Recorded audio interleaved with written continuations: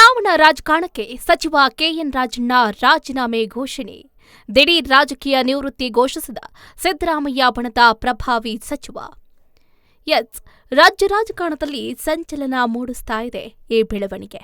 ಹೌದು, ಸದನದಲ್ಲೇ honey trap ಬಗ್ಗೆ bomb ಸಿಡಿಸಿದ್ದ ಕಾಂಗ್ರೆಸ್ನ ಪ್ರಭಾವಿ ಸಚಿವರಾದ ಕೆಎನ್ ರಾಜಣ್ಣ ದಿಢೀರಂತ ರಾಜಕೀಯ ನಿವೃತ್ತಿ ಘೋಷಿಸುವ ಮೂಲಕ ಶಾಕ್ ನೀಡಿದ್ದಾರೆ. ಕೆಪಿಸಿಸಿ ಅಧ್ಯಕ್ಷ ಸ್ಥಾನದ ಆಕಾಂಕ್ಷಿ ಅಂತ ಹೇಳಿಕೊಂಡಿದ್ದ ರಾಜಣ್ಣ ಇದೀಗ ದಿಢೀರ್ ರಾಜಕೀಯದಿಂದ ದೂರ ಸರಿಯುವ ಮಾತುಗಳನ್ನ ಆಡಿರುವುದು ಅಚ್ಚರಿಯನ್ನ ಮೂಡಿಸಿದೆ.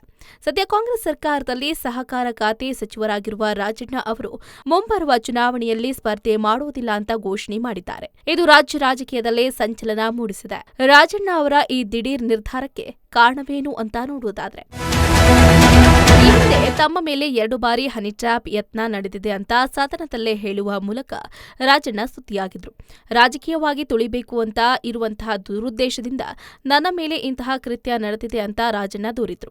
ಅಲ್ಲದೆ ಸಿದ್ದರಾಮಯ್ಯ ಬಣದಲ್ಲಿ ಗುರುತಿಸಿಕೊಂಡಿರುವ ರಾಜಣ್ಣ ಕೆಪಿಸಿಸಿ ಅಧ್ಯಕ್ಷರಾದ ಡಿಕೆ ಶಿವಕುಮಾರ್ ಅವರ ಬದಲಾವಣೆ ವಿಚಾರವಾಗಿಯೂ ಗುಡುಗಿದ್ರು.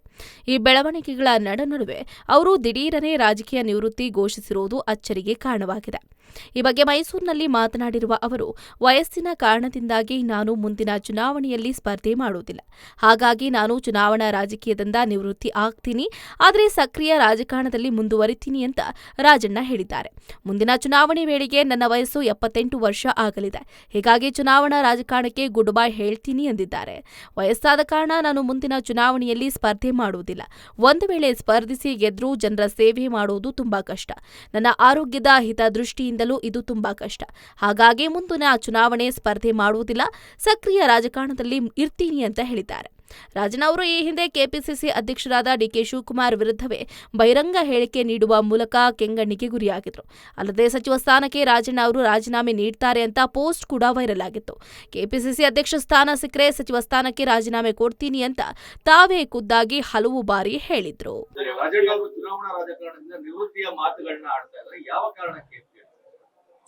ನೋಡಿ, ನನಗೀಗಾಗಲೇ 75 ಮುಗಿದಿದೆ, ತುಂಬಿದೆ 74 ವರ್ಷ.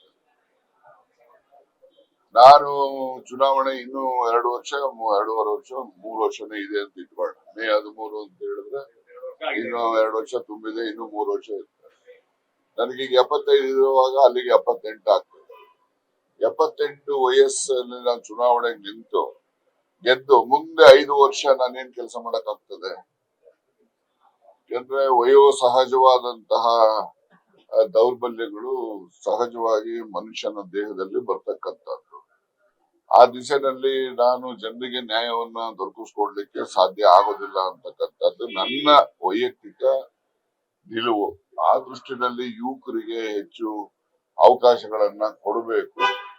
ನಾವು ಕೂಡ ಹಾಗಂತ ಚುನಾವಣೆ ನಿಲ್ಲಿಲ್ಲ ಅಂತ ಹೇಳಿ ರಾಜಕೀಯದಿಂದ ನಿವೃತ್ತಿ ಅಲ್ಲ, ಚುನಾವಣಾ ರಾಜಕಾರಣದಿಂದ ನಿವೃತ್ತಿ ಅಷ್ಟೇ. ಸಕ್ರಿಯವಾಗಿ ರಾಜಕಾರಣದಲ್ಲೂ ಇರ್ತೇನೆ, ಮತ್ತೆ ಸಕ್ರಿಯವಾಗಿ ಸಹಕಾರಿ ಆಂದೋಲನದಲ್ಲೂ ಕೂಡ ನಂದು ಏನಿದೆ ಇಲ್ಲಿನವರೆಗೂ ಕಳೆದ 50 ವರ್ಷದಿಂದ ಏನ್ ನಡ್ಸ್ಕೊಂಡ್ ಬಂದಿದ್ದೀನಿ ಅದೇ ರೀತಿ ಸಹಕಾರಿ ರಂಗದಲ್ಲಿ ಸಕ್ರಿಯವಾಗಿ ಇರ್ತೇನೆ. ರಾಜಕೀಯದಲ್ಲಿ ಚುನಾವಣಾ ರಾಜಕೀಯದಿಂದ ನಿವೃತ್ತಿ ಆಗಿದ್ರು, ರಾಜಕಾರಣದಲ್ಲೂ ಕೂಡ ಸಕ್ರಿಯವಾಗಿ ಇರ್ತೇನೆ. ಪಕ್ಷಾತೀತವಾಗಿ ಕಾಂಗ್ರೆಸ್, ಬಿಜೆಪಿ, ಜೆಡಿಎಸ್ ನಾಯಕರ ಮತ್ತೆ ಪ್ರಸ್ತುತ ಪರಿಸ್ಥಿತಿಯಿಂದ ನನಗೆ ನೋಡಿ, ನಿನ್ನೆ ಹೋಲಿಸಿದ್ರೆ ಇವತ್ತು ಕೆಟ್ಟ ದಿವಸ, ನಾಳೆ ಹೋಲಿಸಿದ್ರೆ ಇವತ್ತು ಒಳ್ಳೆ ದಿವಸ. ಅದರಿಂದ ಯಾವ್ದನ್ನು ಕೂಡ ನಾವು ಪರಿಸ್ಥಿತಿ ಕೆಟ್ಟೋಗಿದೆ ಅಂತ ಏನ್ ಹೇಳಲಿಕ್ಕೆ ಸಾಧ್ಯನೇ ಇಲ್ಲ. ಅದು ನಾವು ಕೂಡ ಸೃಷ್ಟಿ ಮಾಡ್ಕೊಳ್ತಕ್ಕಂಥ ವಾತಾವರಣ ಅಷ್ಟೇ. ಅದರಿಂದ ಯಾವುದೇ ಒಂದು ಬೇಸರದಿಂದ ಆಗ್ಲಿ ಅಥವಾ ಯಾವುದೇ ಒಂದು ಒತ್ತಡ ಆಗ್ಲಿ ಮಾನಸಿಕವಾಗಿ ಯಾವುದೇ ರೀತಿಯಲ್ಲೂ ಕೂಡ ಈ ಒಂದು ತೀರ್ಮಾನಕ್ಕೆ ಅದು ಪೂರಕವಾಗಿ ಇಲ್ಲ. ನಾನು ಹೇಳ್ತಕ್ಕಂಥದ್ದು ಯುವಕರಿಗೆ ಹೆಚ್ಚು ಅವಕಾಶಗಳು ದೊರಕಬೇಕು. ನಾವು ಅವರಿಗೆ ಮಾರ್ಗದರ್ಶನ ಮಾಡತಕ್ಕಂತ ರೀತಿಯಲ್ಲಿ ನಾವು ಕೂಡ ನಡ್ಕೋಬೇಕು. ಆ ದೃಷ್ಟಿಯಲ್ಲಿ ನಾನು ಸಕ್ರಿಯ ರಾಜಕಾರಣದಿಂದ ನಾನು ದೂರ ಇಲ್ಲ, ಸಕ್ರಿಯ ಚುನಾವಣಾ ರಾಜಕಾರಣದಿಂದ ದೂರ ಇರ್ತೇನೆ ಅಷ್ಟೇ. ಸಾಧನಾ ಸಮಾವೇಶ ಆಗ್ತಾ ಇದೆ, ಬಿಜೆಪಿ ಅವರು ಟೀಕೆ ಮಾಡಿದ್ದಾರೆ, ಏನು ಸಾಧನೆ ಮಾಡಿದ್ದಾರೆ ಅಂತ ಹೇಳಿ ಕಾಂಗ್ರೆಸ್ ಅವರು ಸಾಧನಾ ಸಮಾವೇಶವನ್ನ ಮಾಡಬೇಕು ಅಂತ ಹೇಳಿ. ಹೌದಾ?